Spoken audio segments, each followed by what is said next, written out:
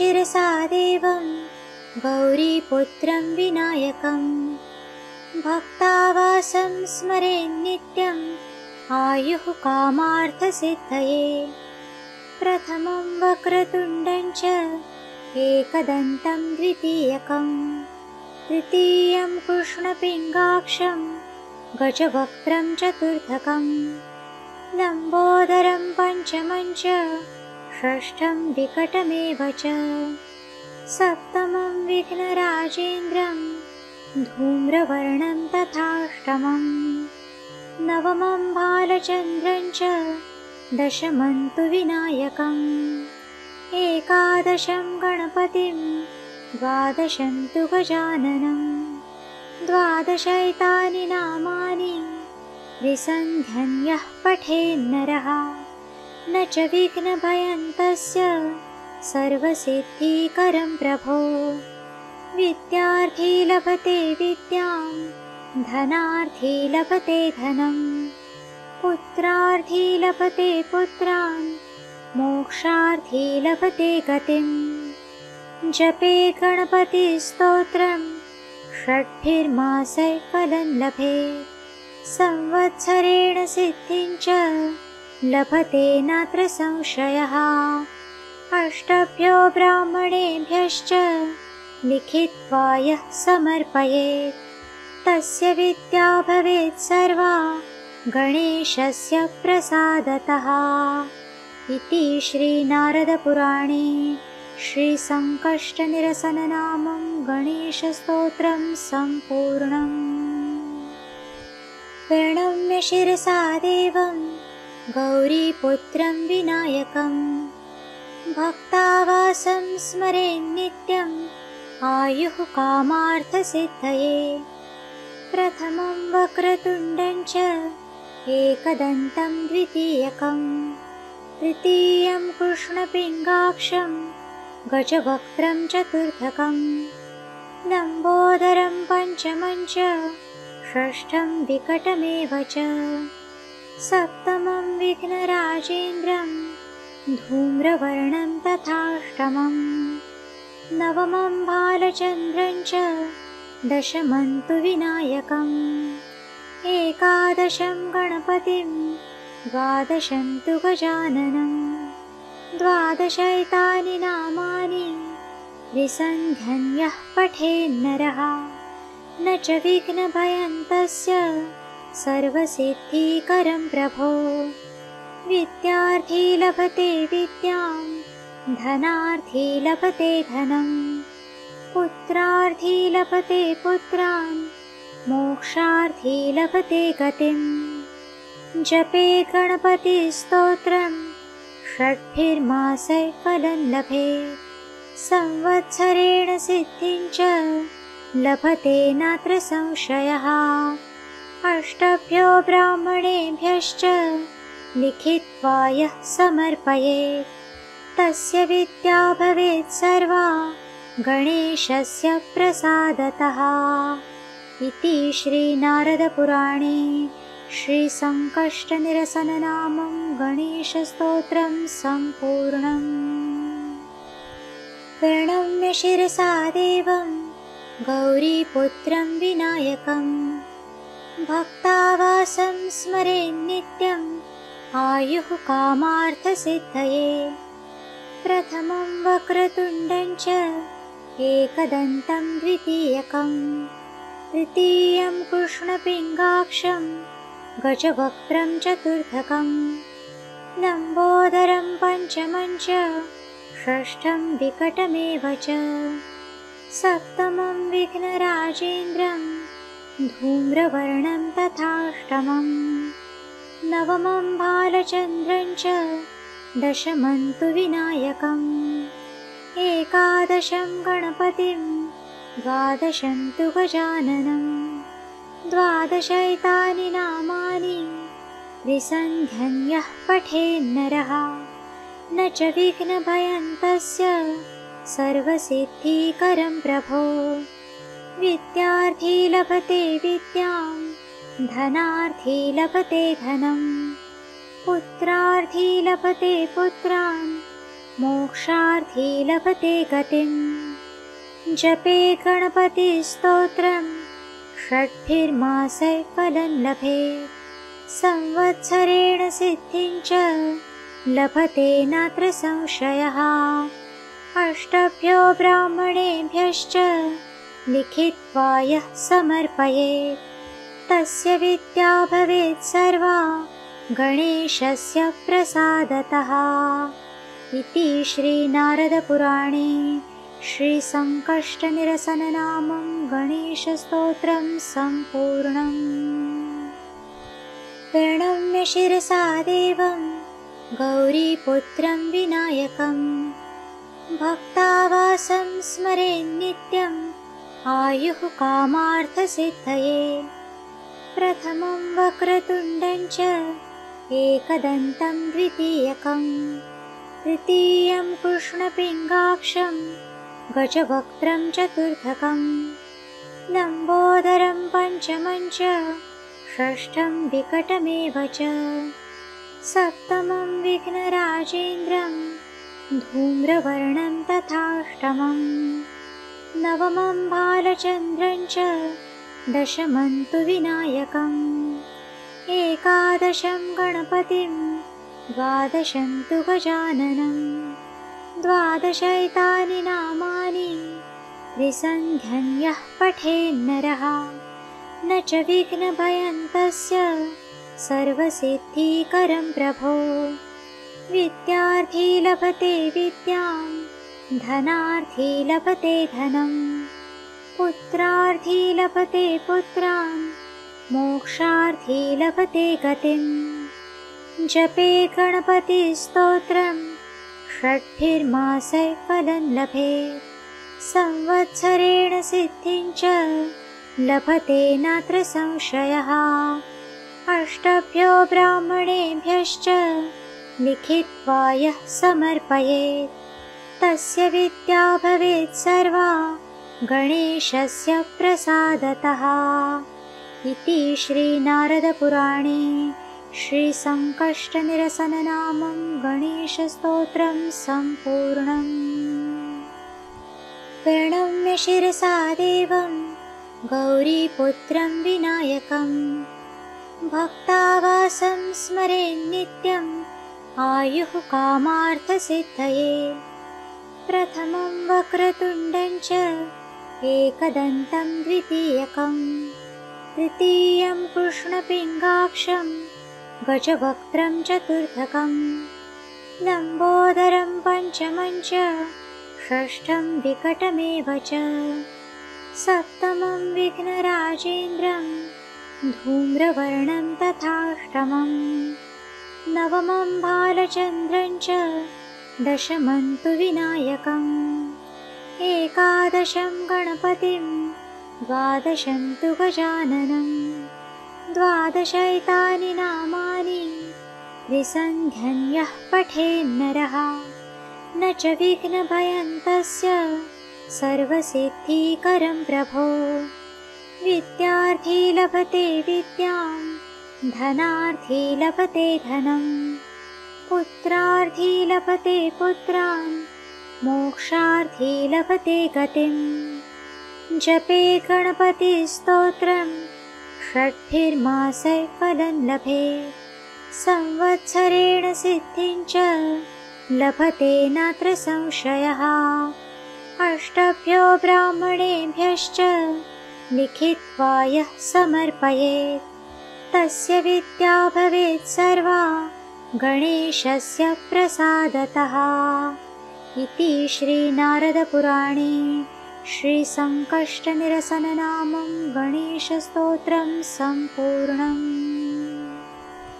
प्रणम्य शिरसा देवं गौरीपुत्रं विनायकं भक्तावासं स्मरेन्नित्यम् आयुः कामार्थसिद्धये।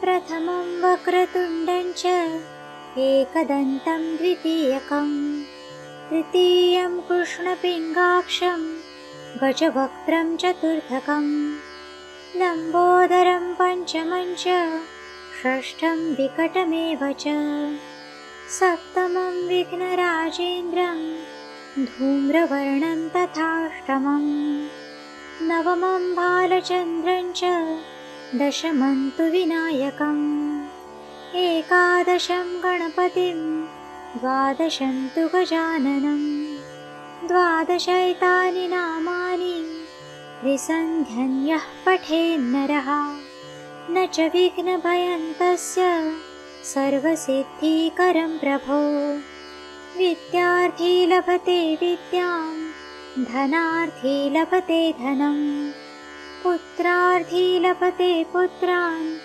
मोक्षार्थी लभते गतिं जपे गणपतिस्तोत्रं षड्भिर्मासैः फलं लभेत् संवत्सरेण सिद्धिं च लभते नात्र संशयः अष्टभ्यो ब्राह्मणेभ्यश्च लिखित्वा यः समर्पयेत् तस्य विद्या भवेत् सर्वा गणेशस्य प्रसादतः इति श्रीनारदपुराणे श्रीसङ्कष्टनिरसननामं गणेशस्तोत्रं सम्पूर्णम्। प्रणम्य शिरसा देवं गौरीपुत्रं विनायकं भक्तावासं स्मरेन्नित्यम् आयुः कामार्थसिद्धये प्रथमं वक्रतुण्डं च एकदन्तं द्वितीयकं तृतीयं कृष्णपिङ्गाक्षं गजवक्त्रं चतुर्थकं लम्बोदरं पञ्चमं च षष्ठं विकटमेव च सप्तमं विघ्नराजेन्द्रं धूम्रवर्णं तथाष्टमं नवमं बालचन्द्रं च दशमं तु विनायकम् एकादशं गणपतिं द्वादशं तु गजाननं द्वादशैतानि नामानि विसन्ध्यन् यः पठेन्नरः न च विघ्नभयं तस्य सर्वसिद्धिकरं प्रभो विद्यार्थी लभते विद्यां धनार्थी लभते धनं पुत्रार्थी लभते पुत्रान् मोक्षार्थी लभते गतिं जपे गणपतिस्तोत्रं षड्भिर्मासैः फलं लभेत् संवत्सरेण सिद्धिं च लभते नात्र संशयः अष्टभ्यो ब्राह्मणेभ्यश्च लिखित्वा यः समर्पयेत् तस्य विद्या भवेत् सर्वा गणेशस्य प्रसादतः इति श्रीनारदपुराणे श्रीसङ्कष्टनिरसननामं गणेशस्तोत्रं सम्पूर्णम्। प्रणम्य शिरसा देवं गौरीपुत्रं विनायकं भक्तावासं स्मरेन्नित्यम् आयुः कामार्थसिद्धये प्रथमं वक्रतुण्डं च एकदन्तं द्वितीयकं तृतीयं कृष्णपिङ्गाक्षं गजवक्त्रं चतुर्थकं लम्बोदरं पञ्चमं च षष्ठं विकटमेव च सप्तमं विघ्नराजेन्द्रं धूम्रवर्णं तथाष्टमं नवमं बालचन्द्रं च दशमं तु विनायकम् एकादशं गणपतिं द्वादशं तु गजाननं द्वादशैतानि नामानि विसन्ध्यन् यः पठेन्नरः न च विघ्नभयं तस्य सर्वसिद्धिकरं प्रभो विद्यार्थी लभते विद्यां धनार्थी लभते धनं पुत्रार्थी लभते पुत्रान् मोक्षार्थी लभते गतिं जपे गणपतिस्तोत्रं षड्भिर्मासैः फलं लभेत् संवत्सरेण सिद्धिं च लभते नात्र संशयः अष्टभ्यो ब्राह्मणेभ्यश्च लिखित्वा यः समर्पयेत् तस्य विद्या भवेत् सर्वा गणेशस्य प्रसादतः इति श्रीनारदपुराणे श्रीसङ्कष्टनिरसननामं गणेशस्तोत्रं सम्पूर्णम्। प्रणम्य शिरसा देवं गौरीपुत्रं विनायकं भक्तावासं स्मरेन्नित्यम् आयुः कामार्थसिद्धये।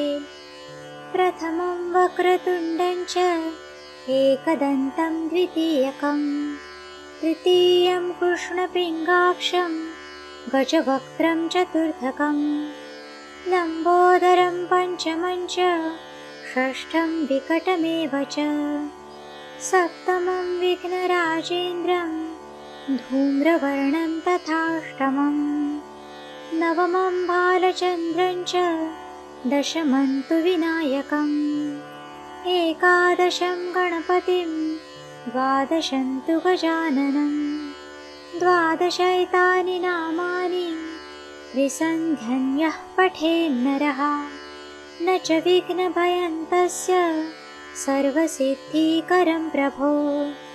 विद्यार्थी लभते विद्यां धनार्थी लभते धनं पुत्रार्थी लभते पुत्रान् मोक्षार्थी लभते गतिं। जपे गणपतिस्तोत्रं षड्भिर्मासैः फलं लभेत् संवत्सरेण सिद्धिं च लभते नात्र संशयः। अष्टभ्यो ब्राह्मणेभ्यश्च लिखित्वा यः समर्पयेत् तस्य विद्या भवेत् सर्वा गणेशस्य प्रसादतः। इति श्रीनारदपुराणे श्रीसङ्कष्टनिरसननामं गणेशस्तोत्रं सम्पूर्णम्। प्रणम्य शिरसा देवं गौरीपुत्रं विनायकं भक्तावासं स्मरेन्नित्यम् आयुः कामार्थसिद्धये।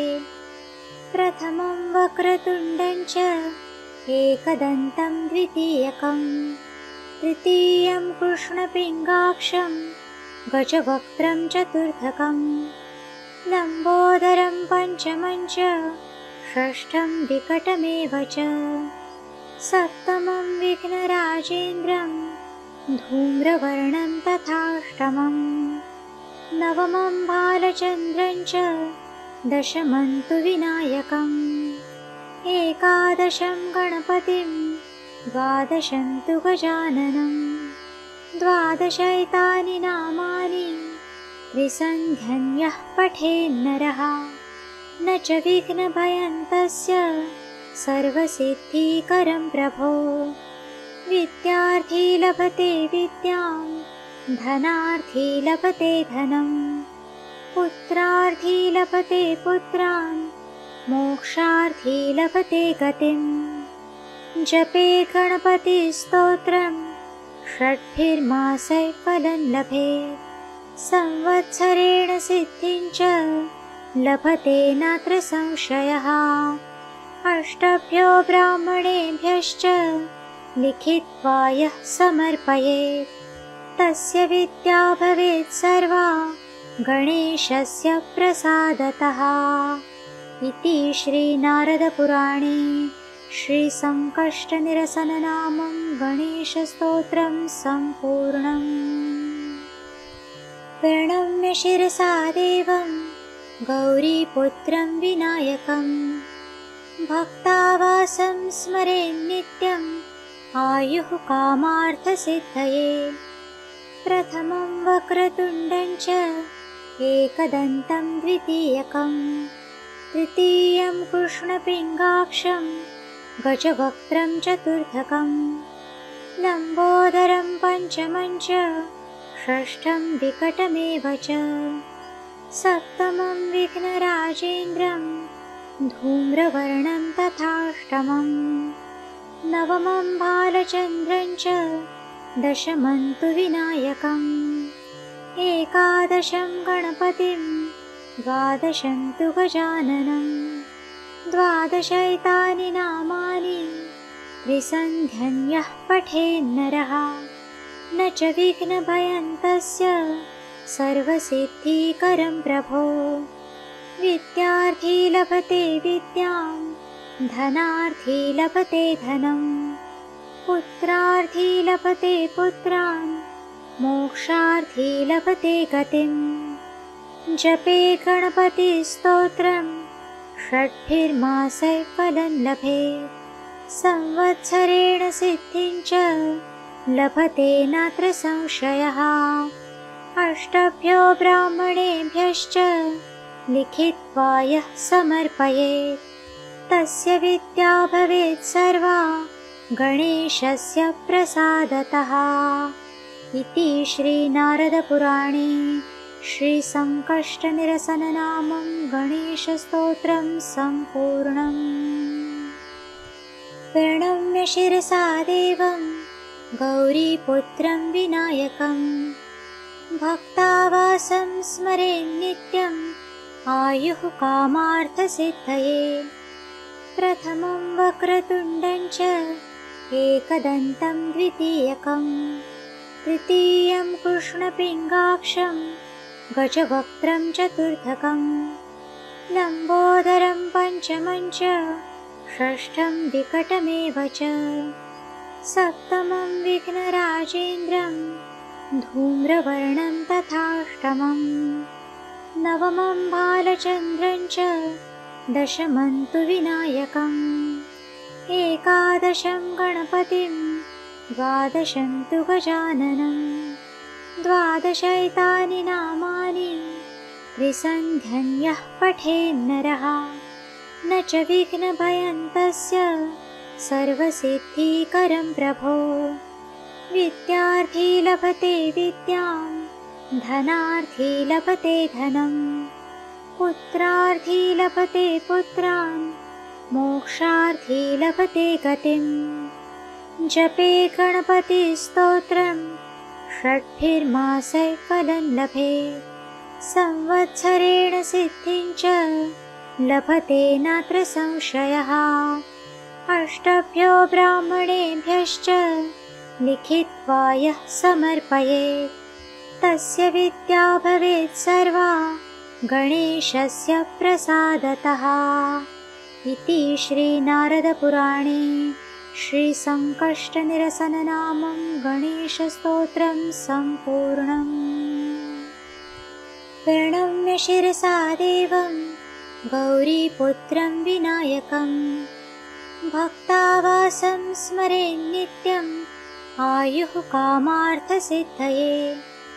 प्रथमं वक्रतुण्डं च एकदन्तं द्वितीयकं, तृतीयं कृष्णपिङ्गाक्षं गजवक्त्रं चतुर्थकं, लम्बोदरं पञ्चमं च षष्ठं विकटमेव च, सप्तमं विघ्नराजेन्द्रं धूम्रवर्णं तथाष्टमं, नवमं बालचन्द्रं च दशमं तु विनायकम्, एकादशं गणपतिं द्वादशं तु गजाननं, द्वादशैतानि नामानि त्रिसन्ध्यं यः पठेन्नरः, न च विघ्नभयं तस्य सर्वसिद्धिकरं प्रभो।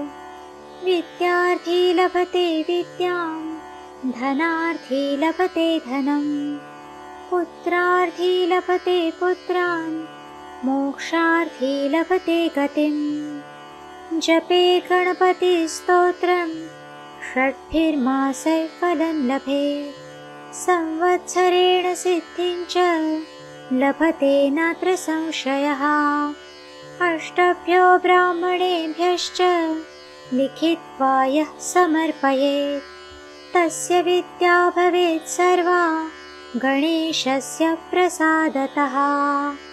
इति श्रीनारदपुराणे श्रीसङ्कष्टनिरसननामं गणेशस्तोत्रं सम्पूर्णम्।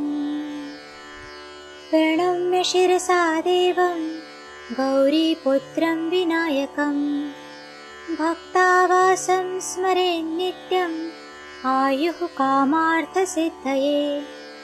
प्रथमं वक्रतुण्डं च एकदन्तं द्वितीयकं, तृतीयं कृष्णपिङ्गाक्षं गजवक्त्रं चतुर्थकं, लम्बोदरं पञ्चमं च षष्ठं विकटमेव च सप्तमं विघ्नराजेन्द्रं धूम्रवर्णं तथाष्टमम् नवमं बालचन्द्रं च दशमं तु विनायकम् एकादशं गणपतिं द्वादशं तु गजाननं द्वादशैतानि नामानि त्रिसन्ध्यं यः पठेन्नरः न च विघ्नभयं तस्य सर्वसिद्धिकरं प्रभो विद्यार्थी लभते विद्यां धनार्थी लभते धनं पुत्रार्थी लभते पुत्रान् मोक्षार्थी लभते गतिं जपे गणपतिस्तोत्रं षड्भिर्मासैः फलं लभेत् संवत्सरेण सिद्धिं च लभते नात्र संशयः अष्टभ्यो ब्राह्मणेभ्यश्च लिखित्वा यः समर्पयेत् तस्य विद्या भवेत् सर्वा गणेशस्य प्रसादतः इति श्रीनारदपुराणे श्रीसङ्कष्टनिरसननामं गणेशस्तोत्रं सम्पूर्णम्।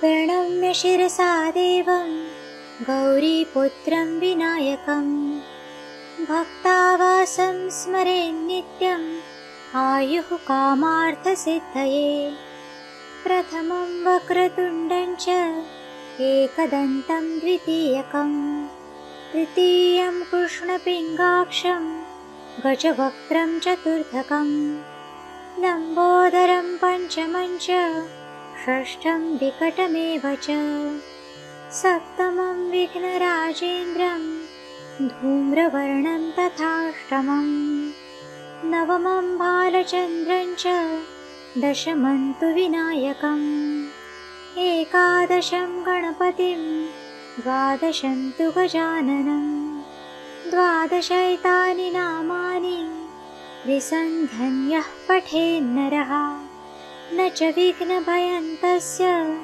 सर्वसिद्धिकरं प्रभो विद्यार्थी लभते विद्यां धनार्थी लभते धनं पुत्रार्थी लभते पुत्रान् मोक्षार्थी लभते गतिं जपे गणपतिस्तोत्रं षड्भिर्मासैः फलं लभेत् संवत्सरेण सिद्धिं च लभते नात्र संशयः अष्टभ्यो ब्राह्मणेभ्यश्च लिखित्वा यः समर्पयेत् तस्य विद्या भवेत् सर्वा गणेशस्य प्रसादतः इति श्रीनारदपुराणे श्रीसङ्कष्टनिरसननामं गणेशस्तोत्रं सम्पूर्णम्। प्रणम्य शिरसा देवं गौरीपुत्रं विनायकं भक्तावासं स्मरेन्नित्यम् आयुः कामार्थसिद्धये प्रथमं वक्रतुण्डं च एकदन्तं द्वितीयकं तृतीयं कृष्णपिङ्गाक्षं गजवक्त्रं चतुर्थकं लम्बोदरं पञ्चमं च षष्ठं विकटमेव च सप्तमं विघ्नराजेन्द्रं धूम्रवर्णं तथाष्टमं नवमं बालचन्द्रं च दशमं तु विनायकम् एकादशं गणपतिं द्वादशं तु गजाननं द्वादशैतानि नामानि त्रिसन्ध्यं यः पठेन्नरः न च विघ्नभयं तस्य सर्वसिद्धिकरं प्रभो विद्यार्थी लभते विद्यां धनार्थी लभते धनं पुत्रार्थी लभते पुत्रान् मोक्षार्थी लभते गतिं जपे गणपतिस्तोत्रं षड्भिर्मासैः फलं लभेत् संवत्सरेण सिद्धिं च लभते नात्र संशयः अष्टभ्यो ब्राह्मणेभ्यश्च लिखित्वा यः समर्पयेत् तस्य विद्या भवेत् सर्वा गणेशस्य प्रसादतः।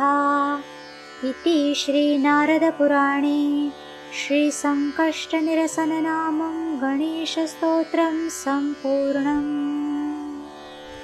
प्रणम्य शिरसा देवं गौरीपुत्रं विनायकं भक्तावासं स्मरेन्नित्यम् आयुः कामार्थसिद्धये।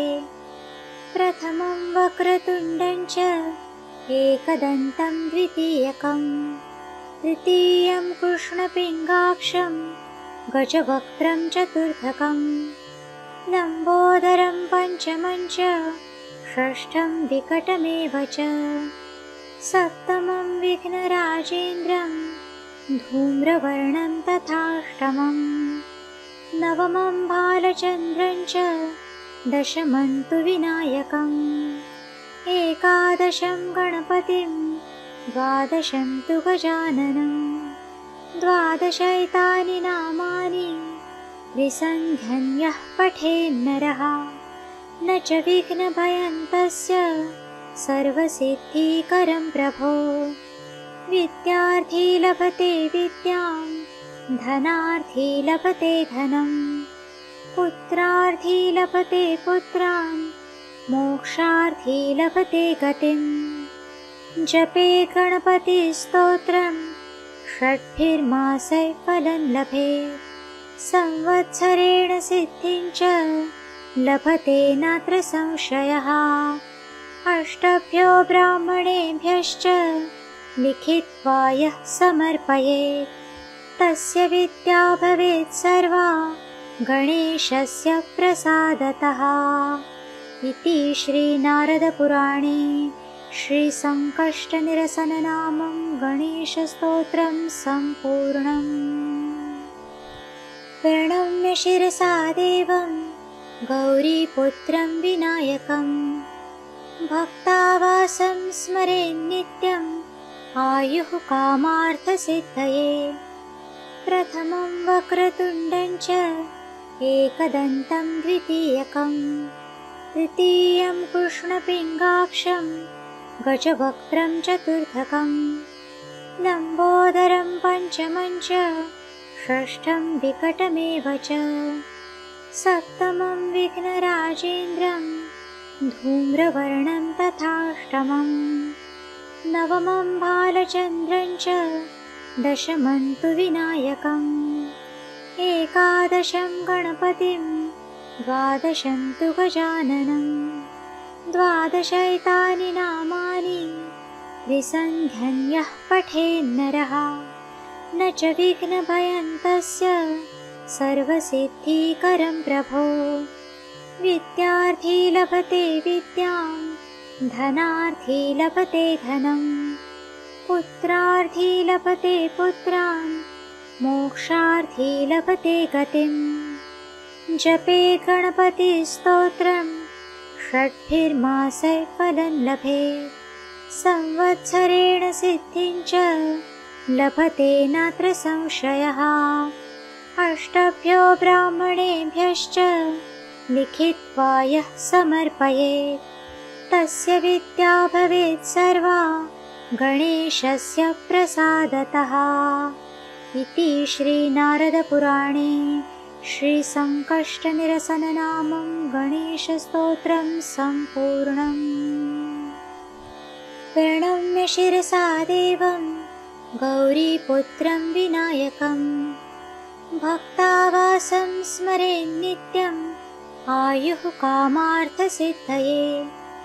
प्रथमं वक्रतुण्डं च एकदन्तं द्वितीयकं तृतीयं कृष्णपिङ्गाक्षं गजवक्त्रं चतुर्थकं लम्बोदरं पञ्चमं च षष्ठं विकटमेव च सप्तमं विघ्नराजेन्द्रं धूम्रवर्णं तथाष्टमं नवमं बालचन्द्रं च दशमं तु विनायकम् एकादशं गणपतिं द्वादशं तु गजाननं द्वादशैतानि नामानि विसन्ध्यन् यः पठेन्नरः न च विघ्नभयं तस्य सर्वसिद्धिकरं प्रभो। विद्यार्थी लभते विद्यां, धनार्थी लभते धनं, पुत्रार्थी लभते पुत्रान्, मोक्षार्थी लभते गतिम्। जपे गणपतिस्तोत्रं, षड्भिर्मासैः फलं लभेत्।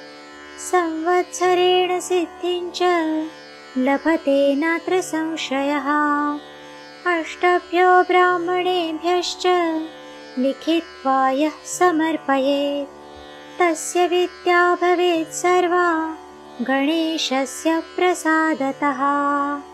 इति श्रीनारदपुराणे श्रीसङ्कष्टनिरसननामं गणेशस्तोत्रं सम्पूर्णम्। प्रणम्य शिरसा देवं गौरीपुत्रं विनायकं, भक्तावासं स्मरेन्नित्यम् आयुः कामार्थसिद्धये। प्रथमं वक्रतुण्डं च एकदन्तं द्वितीयकं, तृतीयं कृष्णपिङ्गाक्षं गजवक्त्रं चतुर्थकं, लम्बोदरं पञ्चमं च षष्ठं विकटमेव च।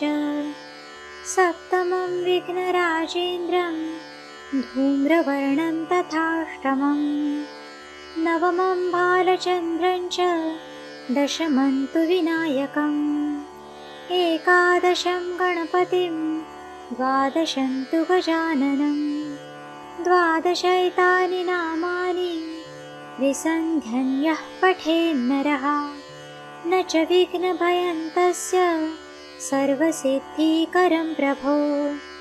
विद्यार्थी लभते विद्यां, धनार्थी लभते धनं, पुत्रार्थी लभते पुत्रान्, मोक्षार्थी लभते गतिम्। जपे गणपतिस्तोत्रं, षड्भिर्मासैः फलं लभेत्। संवत्सरेण सिद्धिं च लभते नात्र संशयः।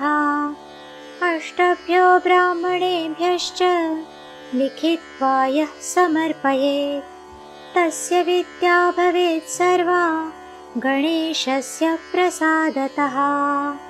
इति श्रीनारदपुराणे श्रीसङ्कष्टनिरसननामं गणेशस्तोत्रं सम्पूर्णम्। प्रणम्य शिरसा देवं गौरीपुत्रं विनायकं, भक्तावासं स्मरेन्नित्यम् आयुः कामार्थसिद्धये।